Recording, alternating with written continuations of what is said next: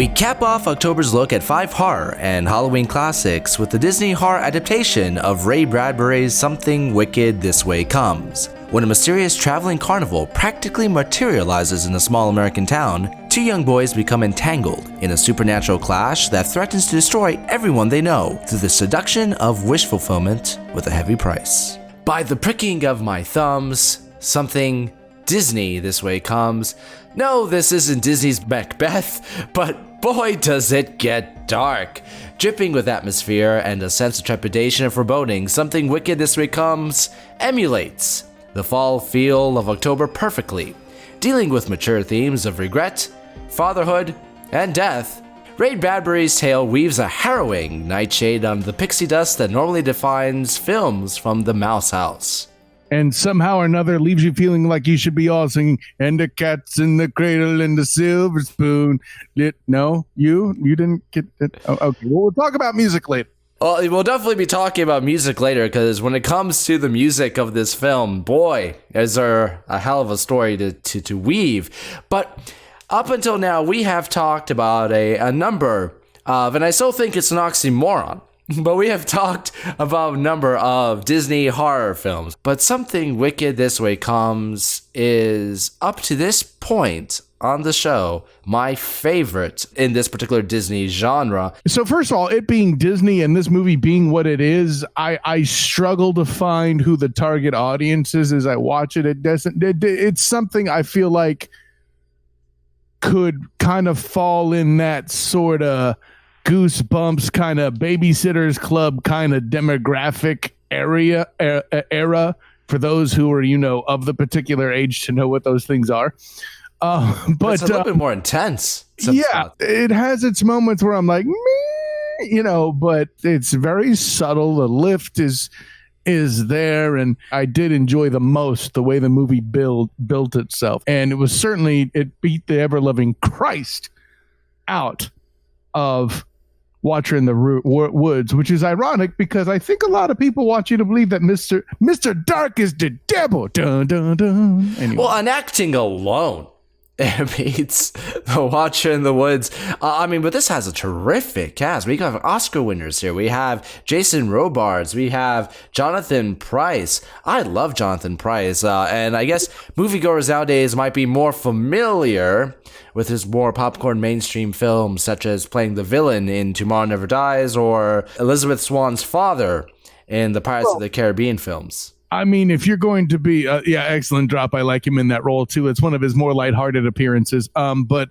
perhaps his most recent appearance, one would have to recognize him as the High Sparrow from Game of Thrones. This actor has a lot of versatility, and he adds so much atmosphere to every scene that he's in, just through his voice. And unlike a lot of other family films, they don't make him say any jokes. There are moments where he comes across as he says some witty lines, but they're intellectually witty. He is never once played for a joke. I feel like the only thing this movie was missing casting wise to be absolutely perfect at what it did is Tim Curry.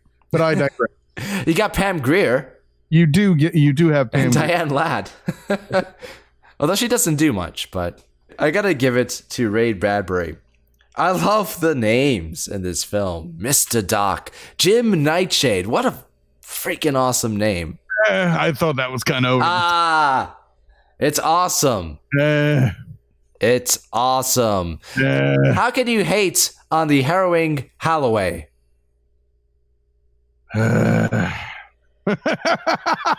It is a kid's film. It is. After all, I love the atmosphere that a horror film can capture when doing a carnival correctly. And I think that taking the angle of looking at a haunted carnival from a child's perspective with a little dose of Disney magic is such a wonderful setting. And the idea of contrasting that with the perfect old-fashioned American town and disposition, beautiful, absolutely well done, and heightened by James Horner's absolutely incredible score. Yeah, about that. Oh no. That's not a James Horner score. That's totally a John Williams score. Okay. Oh, no. Don't get it twisted, Demos. I'm not saying your facts are wrong.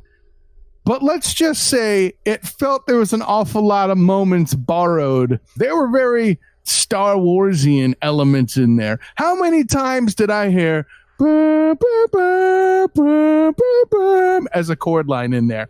I could not get Star Wars out of my head.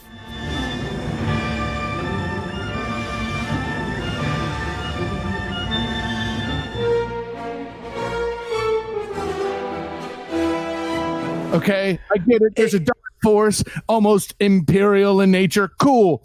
But I'm sorry, Demos. The music kind of like was a problem for me. All I could think of was oddly enough, I'm going to make you younger, Demos. I don't blame you for that. I don't blame you for that. Because I grew up watching this film. So the score to this was always tied to this film. And it wasn't until I watched it the other night that suddenly I'm like, wait a minute. You heard that shiz too, didn't you? Wait a minute. There's a little bit of an Imperial March going on here. See, I'm so glad I'm not the only one that caught this. You did it. I always thought that there was a little bit of a connection with this and Harry Potter.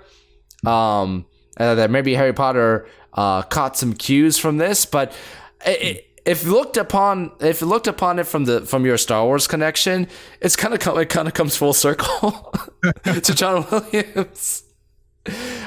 Yeah, there are similarities.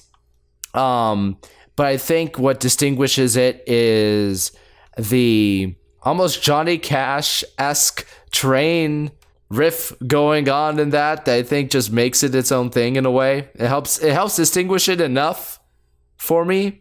I don't think of it as a ripoff, but I definitely see the similarities. Mr. Dark is clearly a user of the dark side of the Force.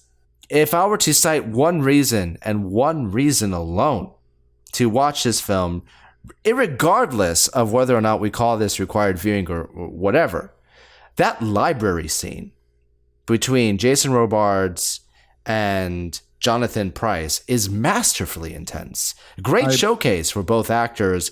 Oh, yeah. Alone, it's worth watching the film. The joke I make again is the only thing that would have made it better is Tim Curry. I get it. Well, Tim Curry will make anything better. That's not an argument.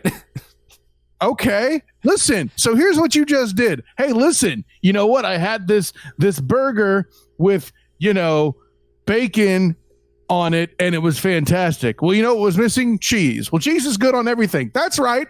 Tim Curry is cheese. Wait. Cheese, my favorite. No, that library scene is incredible, and alone, it's the best scene in the film.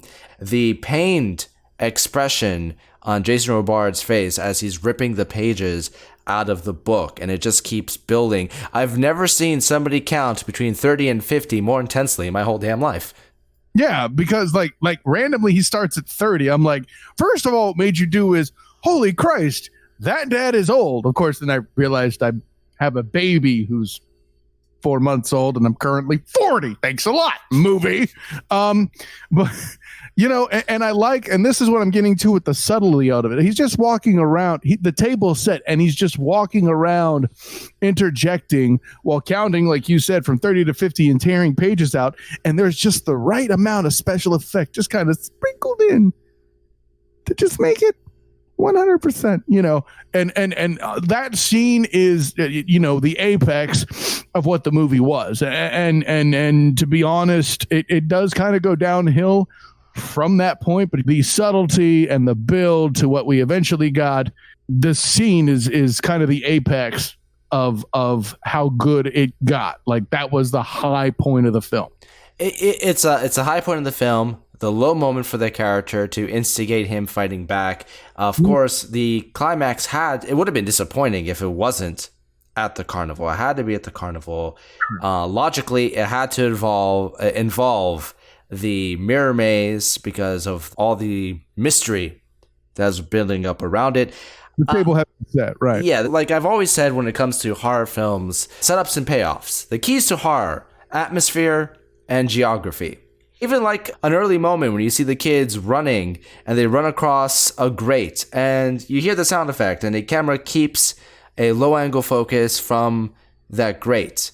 Like, okay, why is that there? Oh, the grate plays an important part later in the film. Subtle, not enough to call attention to it, but enough to put that thought in your mind. Fantastic. There are a couple things in this film that I do find lacking. There are a couple cracks. The entire subplot with the lightning rod guy, there were some interesting elements to it, but it needed more cohesion.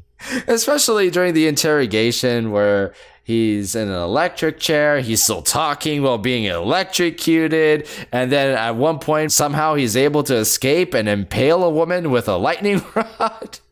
That entire, I don't want to call it a subplot because it does tie into Mr. Dark's aspirations, but there's that particular wheel is very, very squeaky. Yeah, right. I mean, I don't feel like it was fleshed out enough, really. We're supposed to kind of, here, this guy sort of does this because we said so, but really, when it comes down to it, obviously, Demos, he is the Jedi Master attempting to destroy the Sith Lord.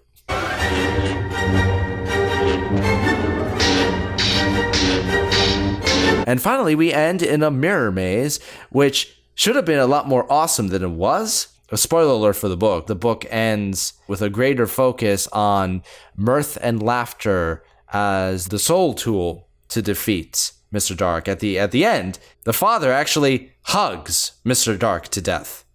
Okay, that would have been great. After he gets turned into a little boy because of the merry-go-round disaster. That would have been great. Let me be clear. But it's an afterthought in this ending, isn't it? It's not an afterthought so much as I feel like it was very much shoehorned. Mm-hmm. Like, how are you going to beat this guy? Well, actually, you know what I like in it too? In another situation, we're gonna use an awkward analogy or a metaphor between movies, whatever you want to call it. Just like, we managed to get Star Wars and this beast, and you compare John Williams to Johnny Cash or whatever. I'm going to lump another. Exactly, but I'm going to lump another one in here. I like in the ending with that piece, with the mirth, the way this film executed it to the way War of the Worlds did its ending. Okay, we're like, oh, look. And technically, this is either the old black and white version or the current one. Oh, look, these aliens are kicking our asses. Oh, my God. Wait, what? Everything's crashing. What the fireball? What the fireball? There's crashes everywhere. I don't understand what's that. Oh, apparently the common cold kills these bitches. What? So like the something wicked this way comes version of it would be, hey, this could be dead. But hey, I'm going to start acting like a moron in front of you, and you're not going to think I'm insane just because I'm your dad. Woo! No, boy. The thing that actually came to mind when I was watching this movie is there were elements of it that were very Hitchcockian, and one of them was the bath toy ending falling flat, period. I think you need to watch more Hitchcock movies before you can make that determination, my friend. Step your game up, bud. Okay. How many Hitchcock films have we done, and how many times have I said the ending, other than Psycho, of course? You know what I mean? Well, if you want to compare it to another Hitchcock ending that does have a crazy scene in a merry-go-round, the ending to Strangers on the Train kicks this one's ass 110 ways to 1. I'm sorry. Sure, but well, yeah, the ending to Strangers on the Train far better. You're absolutely right, and I think that was another example of an ending I enjoyed. Hell, TJ made it required. Yeah, as did I. No, but I definitely felt like the ending felt flat for me, and that was probably the biggest problem with the movie. I think that the two scenes that most people talk about, if they have seen this film, one of them happens to be a reshoot. Because the kids are noticeably older. The spider scene is creepy as hell. There's this one shot that still resonates with me every single time I watch it, and it's the camera pulling back on Will Holloway as he's in bed, and you see underneath the covers movement. Yes. That is creepy as hell, and it's creepier than most of the scenes in Arachnophobia years later. Yeah, I said it. What were your thoughts on that scene? Did you notice that the boys were older? No, I really didn't. But it was pretty dark in that room too, so there's that. I did have a kind of big spider. The smoke turned into spiders. That's a good idea. And then I started to work it out in my head. First of all, that scene just went a little too long, folks. I'm sorry. Yeah, probably. I agree. Second, I was reminded of James Bond beating the cheese out of a spider. I forget which movie it was. Dr. No. But you do know that he pounds the F out of that thing. And here's Jim Nightshade. First of all, I don't even know how he has any more energy after going just like completely Mike Tyson. I did something appropriate to the era there. Mike Tyson on these things with a pillow. Like, holy crap. Okay. The suspension of disbelief was an issue for me there after the initial, big spider. Well, I don't think the spiders were really there. I think they're a manifestation.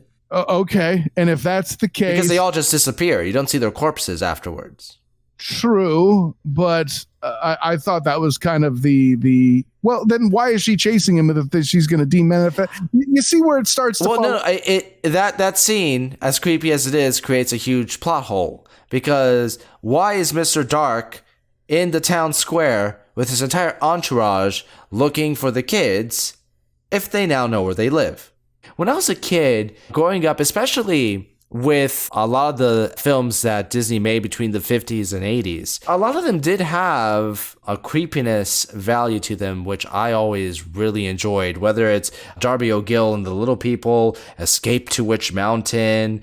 I always enjoyed that ride and was comforted by the knowledge that it would be okay in the end because Disney gave you that safety net. You can take this ride and it'll help you mature to a level where you can handle the more intense stuff later on. But I always enjoyed the mystery and the atmosphere building. I mean, hell, this film took it 10 steps farther. And the other scene, which I was going to mention as the other infamous scene from this film, the child decapitation.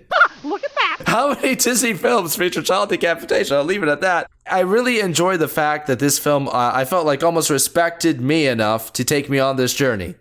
That's an interesting, I like that interpretation. One would even say that it was an experience.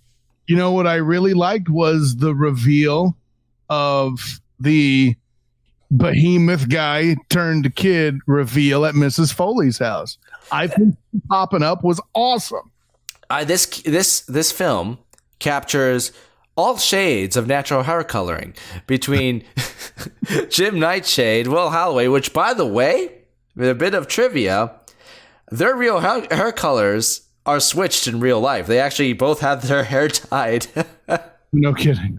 And they both face off with a ginger. But that kid, he was creepy as hell. The moment where he steps out of the house and he takes those short, quick, intense steps towards them. Gosh.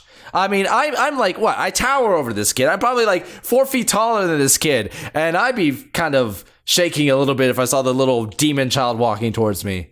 Oh, bro, you'd be effed in the eye if you came across this guy, dude. Overall, do you believe that Something Wicked This Way Comes is required viewing? So here's the thing. We had the same conversation when we did our first Halloween on this show. It was probably going to get a required viewing on the simple fact of the complete and total lack of Halloween movies. This is dripping with a lot more Halloween atmosphere in some ways, yes. Boom, you're on my page. There's a lot of there, but there's enough that takes away from it that prevents this from being required. This movie was good enough from the top that I'm not going to give it a pass because, again, the Halloween movie roster, for lack of a better word, isn't very large, typically speaking. Especially family horror films. Yeah, because it's a freaking, what's his word? Oxymoron, right? Mm-hmm. It's a paradox to have a family horror film for all intents and purposes, and right? They usually tend to be kind of goofy. You get like Hocus Pocus. Right? I can't even consider Hocus Pocus a horror film. It's not. It's a comedy. It's a comedy. Yes, right. Exactly. There are scary elements to. The Santa Claus is actually kind of scarier than Hocus Pocus. Imagine being Tim Allen in that situation. It's kind of like turning into the werewolf version of Santa Claus. That's a very fine comparison, but yeah, I'm a white wolf, bitches. But I'll put it this way. There's enough there to give this the credit that if you had to pick 31 movies to watch over Halloween without crossing into that horror genre of, let's say, movies we've covered over the Halloween time, ironically, Evil Dead, The Exorcist, things like that. If you were trying to find 31 pure Halloween movies, this would be towards the end of the month because you want to end on a stronger note. Now, obviously, number 31 would have to be Nightmare Before Christmas, but this one would definitely be in the 20s on the calendar. Not required, but pretty good. That's not a bad take. In fact, in many ways, with its coming-of-age themes and the focus on fatherhood, plus the whimsical narration, this is kind of the Christmas story of Halloween films. And the whole Americana theme. Exactly.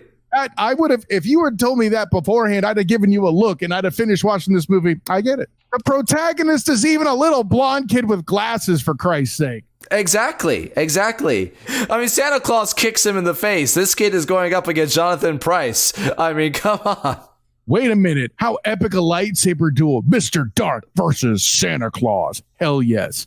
Duel of the Fates with Christmas bells. Exactly. Chi-chi, chi-chi, chi-chi, ho-ho, chi-chi. Oh, boy. Joy to the world.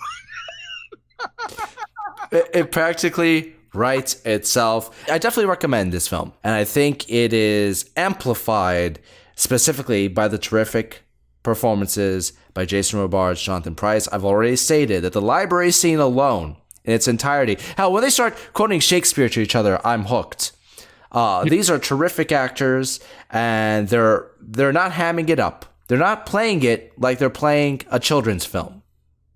And I think that's what distinguishes this film, is that it does play more mature. But once again, it gives you that safety net of a Disney production. There are a few horror Halloween films aimed at the younger demographic as strong or as fulfilling as Something Wicked This Way Comes. Yeah, I'll put it this way. If one could add wonder to a horror film, that's the best way to kind of lump your way and stumble into a Halloween movie, if that makes sense. It does. And there is a lot of wonder in this film, especially since I'm wondering what the hell is up with this lightning guy.